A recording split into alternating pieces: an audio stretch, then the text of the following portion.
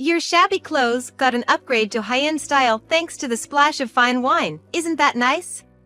The one who spilled a glass of wine on me and had the nerve to say that was, of all people, the mother of the man I'm about to marry.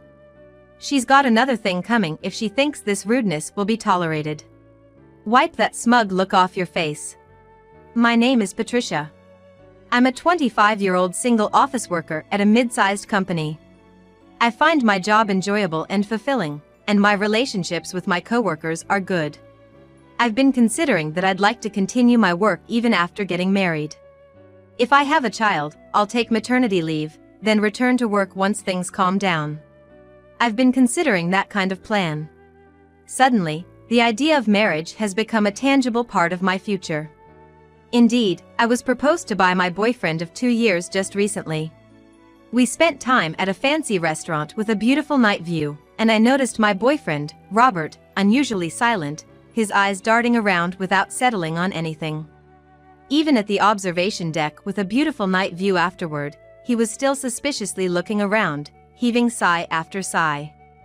Finally, I couldn't bear his unnaturalness and opened my mouth. "Are you gonna propose?"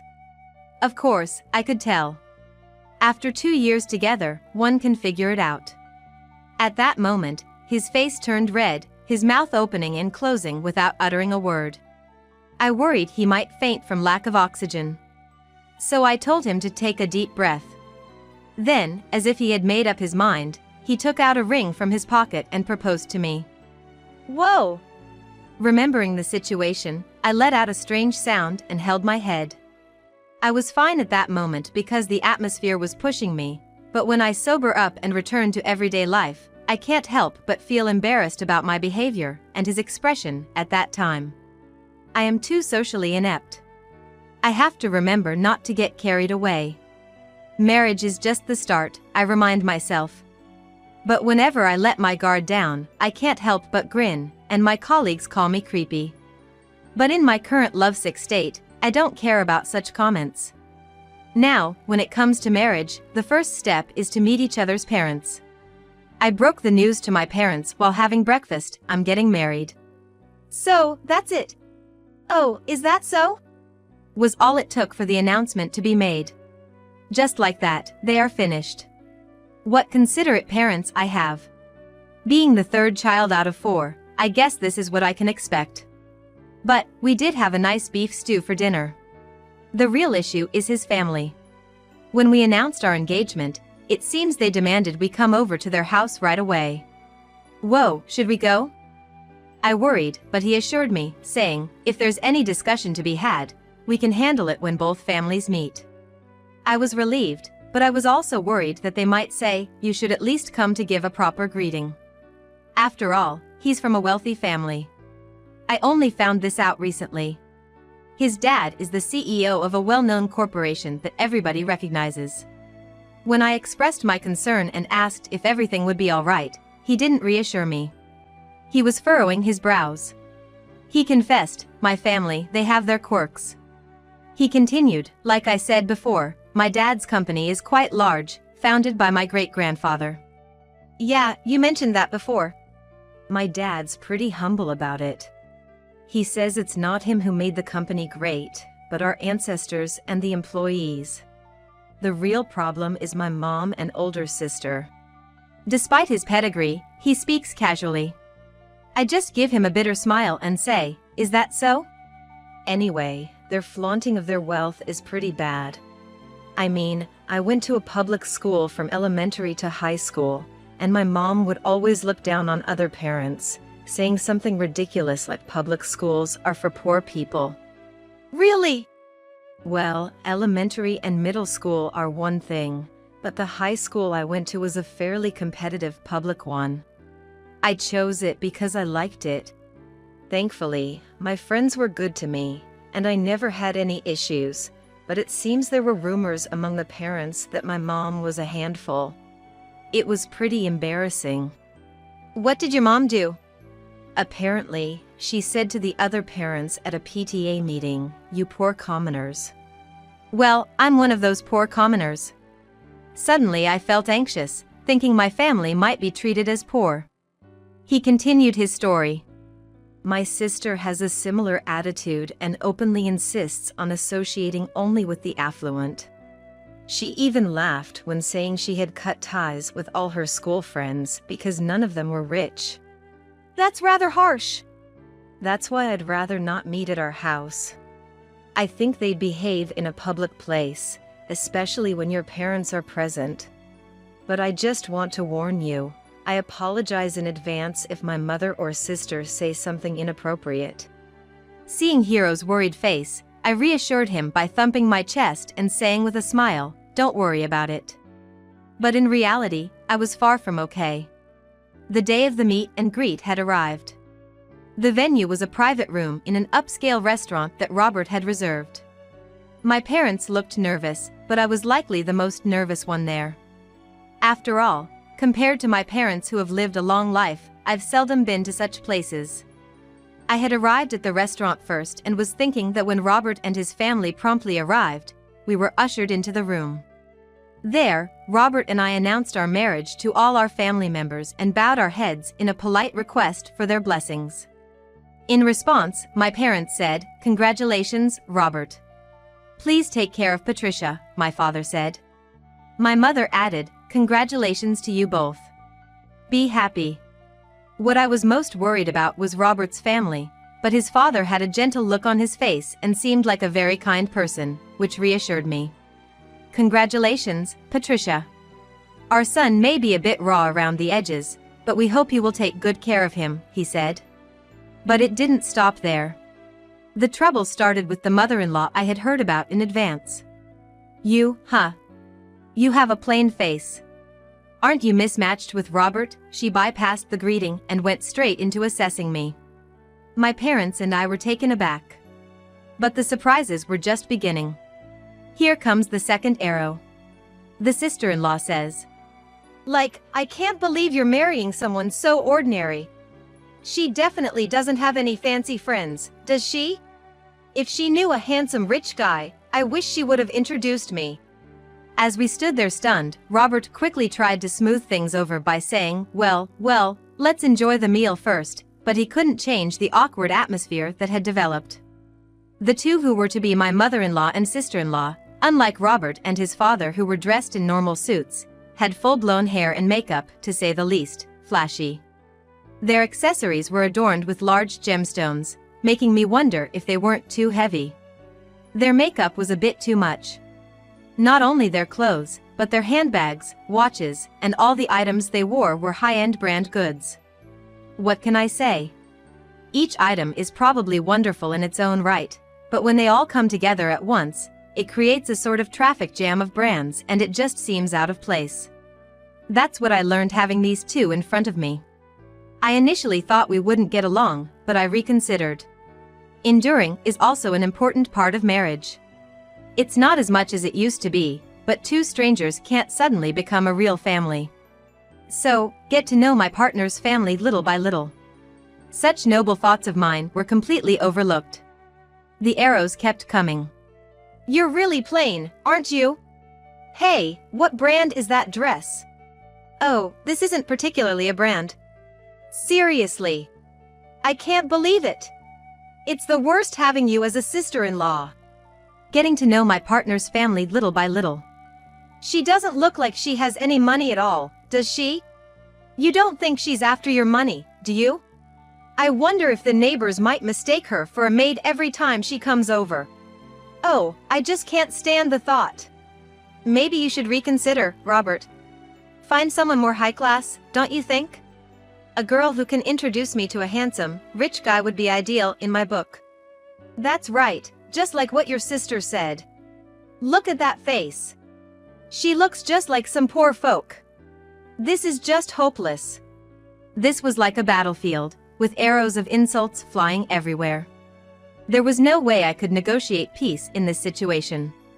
Out of the corner of my eye, I could see the faces of our parents slowly turning sour. I could see my father's eyebrows furrowing. Robert's face was even redder than when he proposed. He must be really pissed off. But he was trying his best not to ruin the mood with his anger. Even more so than his flushed face, it was the two people in front of me whose faces were beet red. I thought we were just having some sushi and wine, but his mother and sister had nearly finished all of the expensive wine. And they were even asking for more. They were clearly drunk. I've never heard of that company. An office worker at a place like that? That's hilarious. I wish someone would take an hour to explain to me what's so funny about it. According to Robert, his sister's current social status was housework trainee. An endangered species indeed. But why could she insult me, who's actually working? His mother was just as outrageous as always. How much is your salary? I hope it's not less than $10,000. If your annual income is $10,000, that would be so funny. For your information, my husband's monthly income is, oh, I won't say. I wouldn't want you to have a heart attack from the shock. I could feel my blood boil as Robert tried desperately to stop his mother and sister, but they were too drunk to stop. And then, the drunken high-class mother and sister reached their limit and exploded. I've had enough. I don't need a sister like this. Call off the marriage. His sister exclaimed, holding her nearly full wine glass. His mother also raised her wine glass. You really look like some kind of poor person. This is unthinkable, simply unthinkable. I can't let my precious son marry someone like this. So, we're not allowing this marriage, she shouted. Just after I let out a surprised, eh? It was all I could manage before I heard a splashing sound. Something was dripping from my hair. Eh? It was wine. They had thrown their wine in my face. The room fell silent, except for the smell of wine spreading through the air. After a moment of silence, well, Patricia, at least your cheap clothes now look high-end after being drenched in our fine wine. You should be happy. Really now? Wasting such high-quality wine on a woman who's clearly after our son for his money. What a waste. The room was filled with their laughter. What the hell are you doing, Mom, sis? Robert, his face red with anger, slammed the table.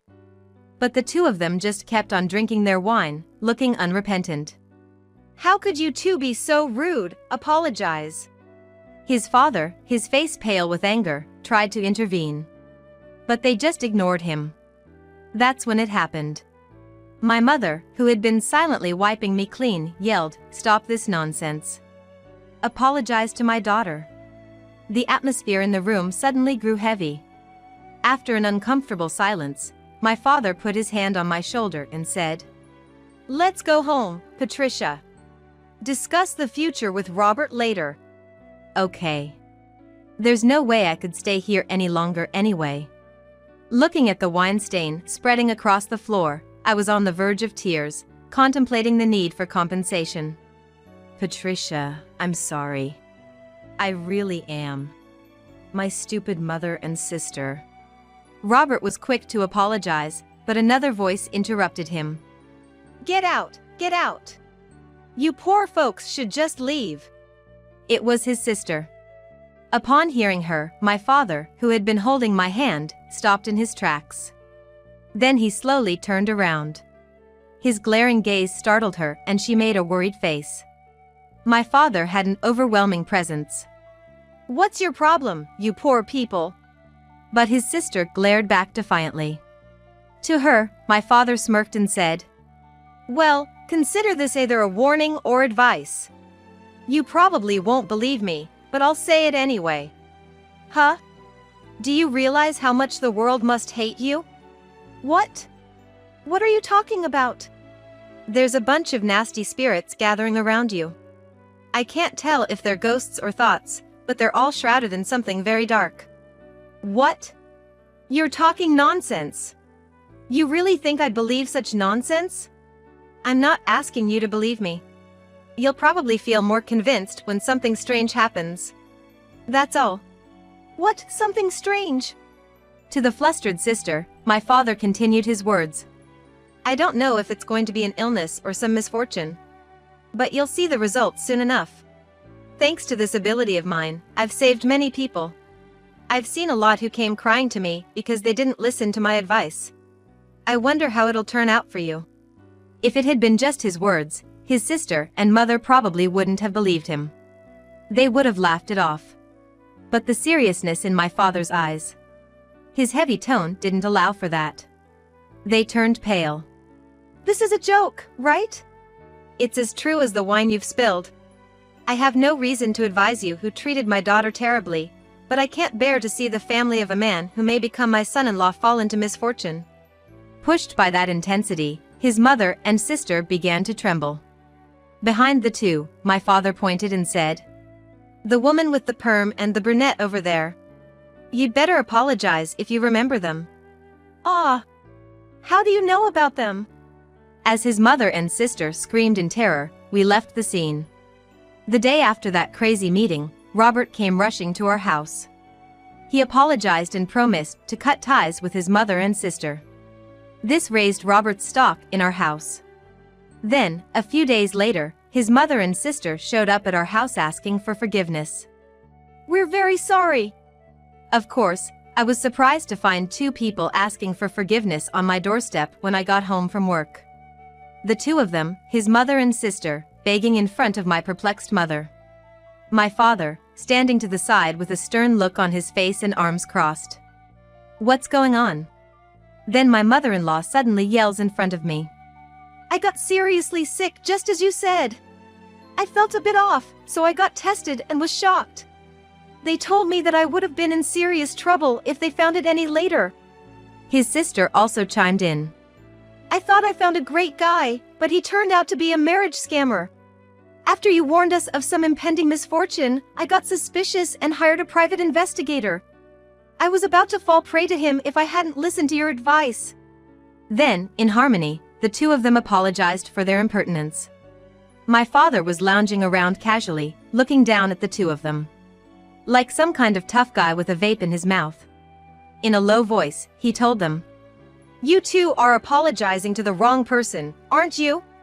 Shouldn't you be apologizing to someone else first? Otherwise, the evil spirits won't leave you alone and more bad luck will follow." His sister panics. Turns around to apologize to me. "I'm so sorry, Patricia. I was wrong. I've learned the hard way that money isn't everything in life." His mother also apologized her rudeness. "I'm sorry for how I treated you, especially since you are the daughter of a man with such incredible abilities. I'm convinced that you and Robert will build a wonderful family together. Your child might even inherit your father's unique skills. I fully support your marriage. Congratulations." Well, these two are quick to change their tune. This situation. It's a bit of a bother to have people begging for forgiveness, but there's some kind of pleasure in seeing these two like this. Probably because they had treated me so badly. I was overcome with the urge to give the back of their heads a good stomp, but being the mature person I am, I resisted. And then I said, "That's enough. The past is the past, but please apologize to that fancy restaurant, okay? They had to clean up after you. Of course, I've already told them we'll pay for the damages. Robert and I are going to get married as planned, but we're done dealing with you two. That's fine, right?" "What?" My words must have taken them by surprise. Both of them let out a gasp. "Didn't Robert tell you? The two of you are going to be living separately from now on. Patricia, you'll be living somewhere else, right?" "Of course. I mean, I'll be living in a different place, but that's not what I..." "Huh?" Robert and his father discussed and decided that both of you would have to leave the house. "What? You didn't know?" Robert was furious. He couldn't forgive terrible family like you. And his father agreed with him and decided to throw you out of the house as a way of teaching you a lesson. "What are you talking about?" Oh, they really didn't know. That's right. My father-in-law kept apologizing for spoiling them. He said I am going to re-educate them by pushing them into an environment where they could only get by on the bare minimum. He also said to me I won't get them involved with any of your business going forward. "We didn't hear anything about this." I see, they didn't know. "By the way, ladies, I saw a big fancy car parked down the street earlier." "Oh, that's ours. Our driver should be waiting in it." Well, he threw your luggage out and drove off. His mother dashed out of the gate and onto the street. There were 2 Boston bags and what looked like a letter. She hastily read the letter and collapsed on the spot. What's going on, Mom? What does it say? His sister snatched the letter and started to read. As she read, her eyes widened in shock. Wait, we're supposed to live here. Where is this place? It's 3 stops away on the train. A train? Now is not the time for silly questions. If you look at the letter, it tells you where you're supposed to live from now on. I looked up the address on my phone, and, well, it's pretty old. It's a rundown apartment, to put it mildly. Oh, here are the keys to your new place and some money for living expenses. This is barely enough. This won't even last a day. From my perspective, it's enough to live on for quite a few months. With that amount, I can't believe she said it wouldn't last half a day. She yelled and collapsed on the spot. But we can't have them sitting here forever. I called a cab while they were still in a daze, told the driver where to go, and sent them on their way. They were so stunned they didn't put up any resistance. They just let it happen. Just before the taxi started moving, my dad said, "You girls need to reflect on yourselves and get your lives straight. If you don't, you're gonna invite more trouble. I bet you wouldn't like getting sick or not finding boyfriends." Those words turned the 2 girls even paler, and they were shaking their heads vigorously. "What are you, bobbleheads?" Afterwards, it seems the 2 of them are half crying, screaming in their shabby apartment. They sometimes turn to my father-in-law or Robert for help, but they're told they're not welcome. Apparently, they can't get rid of their old spending habits, and the living expenses given to them vanish in no time. Well, that's to be expected. Suddenly living an average life isn't something they can handle. I wonder if the day they truly repent will ever come. His sister should get a job, she's still young. Don't look down on your part-time colleagues as commoners. As for me, I successfully registered my marriage with him. I'm not particularly fond of flashy weddings, so I just held a garden party with a few family members and friends. But seeing me dressed up in the wedding dress, my parents shed tears of joy, and even Robert complimented me, saying I looked beautiful. That's more than enough for me. We are doing well, having very few troubles in our marriage. We share same sense for money. There's nothing to worry about. And finally, we were blessed with a child. When I went back home for childbirth, I suddenly remembered something and asked my father. By the way, Dad, I didn't know you had a 6th sense. Are there any spirits around me? I've been having severe shoulder pain lately. Aren't spirits supposed to cling onto your left shoulder? I got anxious. My dad laughed heartily at my question. What are you talking about? I don't have anything like that. Your shoulder pain is probably just due to breastfeeding. That's what your mom said. But those 2 turned out just as you said. That's all just coincidence. People get sick and they have trouble with their boyfriends. But the scam artists, now that's one hell of a coincidence. Really?